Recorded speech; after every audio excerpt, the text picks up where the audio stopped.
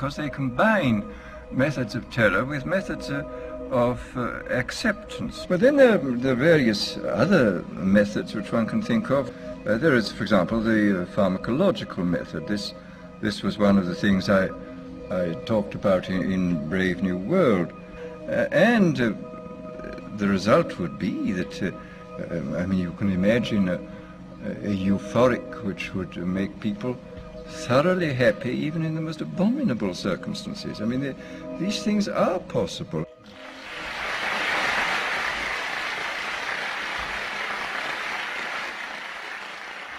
The elite have left a massive wave of destruction behind them as they cold-bloodedly experiment on civilian populations as if we are lab rats.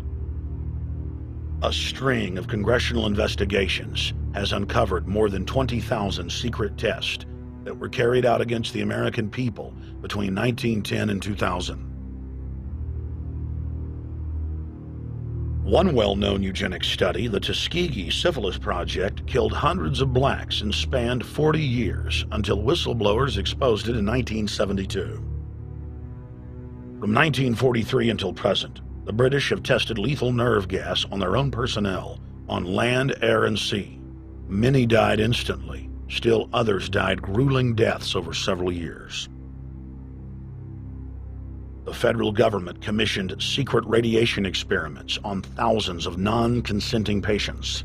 Hundreds of hospitals in the U.S. injected healthy men, women, and children with uranium and plutonium at dosage levels ranging from non-therapeutic to lethal, killing many of the test subjects. Pregnant wives of GIs were given vitamins by base doctors that actually consisted of highly radioactive uranium-239 and plutonium-241, resulting in violent miscarriages and the death of the mothers.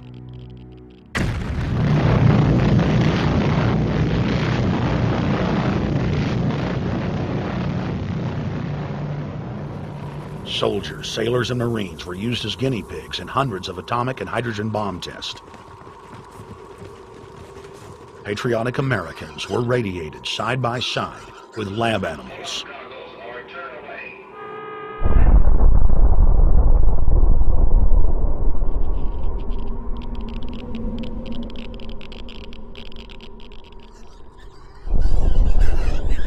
Pilots were forced to repeatedly fly through mushroom clouds of DNA-destroying radiation.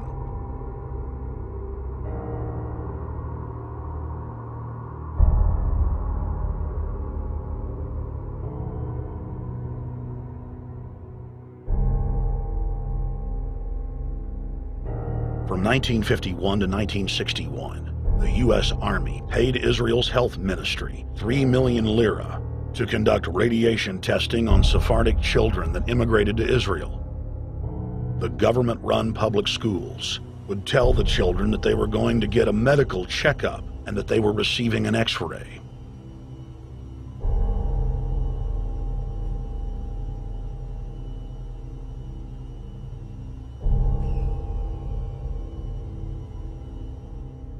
The Pentagon had already radiated more than 4,000 institutionalized children in the United States, many of which had died.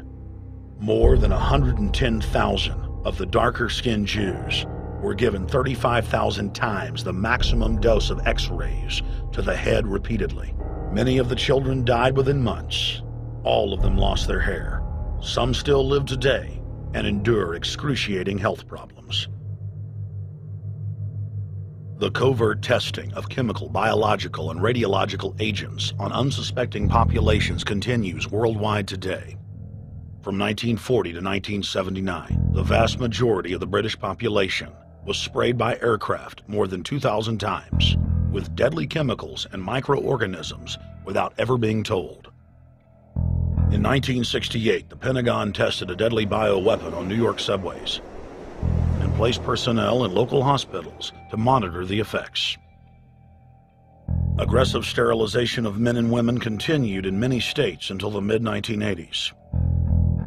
The United States and England are currently testing pesticides and highly toxic experimental drugs on tens of thousands of healthy foster children, many of which die as a result of the experiments. Prisons across the nation have forced inmates to participate in grisly experiments, ranging from pesticide studies to having tablets of dioxin sewn into their backs. Gradually, by selective breeding, the congenital differences between rulers and ruled will increase until they become almost different species. A revolt of the plebs would become as unthinkable as an organized insurrection of sheep against the practice of eating mutton. Bertrand Russell. H.G. Wells, Aldous Huxley, Bertrand Russell, and hundreds of other eugenicists constantly bragged about how the establishment believed themselves to be a separate, more advanced species than the common man. Top eugenicists were bold enough to admit that their real goal was not improving the heredity of the commoner, but to further dumb them down so that they could be more manageable. Nobel Prize winner Russell wrote at length about how vaccinations filled with mercury and other brain-damaging compounds would induce partial chemical lobotomies and develop a servile zombie population. Diet, injections, and injunctions will combine from a very early age to produce the sort of character and the sort of beliefs that the authorities consider desirable, and any serious criticism of the powers that be will become psychologically impossible. Bertrand Russell.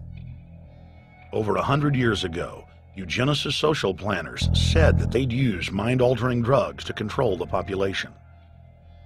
By 2007, more than 20% of the U.S. population were on some type of prescription antidepressant. But in the case of foster children, a sector where the state has total control, at least 2/3 are forced to take a cocktail made up of, on average, 7 psychotropic drugs. Chairman of the Texas Society of Psychiatric Physicians, Joe Burkett, testified before the State House Select Committee hearing on psychotropic